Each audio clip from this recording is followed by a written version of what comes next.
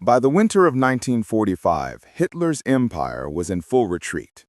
The Red Army had swept through Poland and Hungary, advancing steadily toward Germany. In the west, American and British forces had breached the Rhine. Hitler, still ensconced in the Führerbunker beneath Berlin, refused to acknowledge the reality. He surrounded himself with a shrinking circle of loyal generals and aides, many of whom knew that Germany's fate was sealed. Despite mounting losses, Hitler clung to a desperate vision. A final defense, a last strike, a miracle that could turn defeat into victory. He issued impossible orders. Divisions were to hold territories that no longer existed. Reinforcements that had already been destroyed were to launch counterattacks. This period was marked by illusion, paranoia, and escalating delusion. Hitler's secret plan to regroup the remaining forces and somehow repel the Allies was already doomed. As the weeks passed, life in the Führerbunker grew increasingly desperate. Bunker corridors echoed with tension, cigarette smoke filled the air. The once mighty generals now whispered among themselves, exchanging grim looks while Hitler ranted about betrayal and imagined victories. Food was scarce, morale lower than ever, and the city above was slowly turning to rubble. Outside, civilians scavenged among ruins. Bombs fell night and day. Hitler's secret plan evolved into a series of delusional commands. The 12th Army was to march from the west to rescue Berlin. Civilians were ordered to join Volkssturm militias, fighting street by street. Propaganda insisted the city was still unconquerable.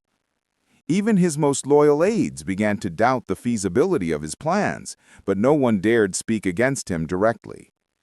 Inside, Hitler lived in a world increasingly detached from reality, issuing orders from maps that had long since become meaningless. By early April, Soviet forces reached the outskirts of Berlin. The city, once a symbol of power and pride, was now a fortress under siege. German forces were exhausted. Artillery shells shattered buildings and streets alike. Hitler's generals pleaded for surrender or retreat, but Hitler refused. His final orders demanded that every street, every building, every corner of Berlin be defended to the death. The secret plan, once ambitious in theory, had turned into a chaotic defense. Armies moved too slowly, miscommunication was rampant, and the civilians caught in the crossfire suffered the most.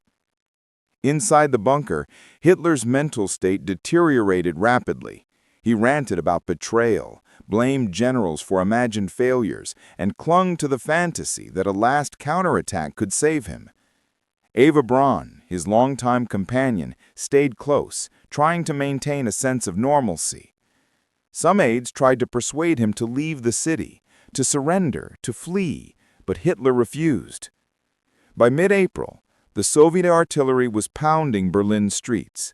Supplies were nearly gone. Communications were failing.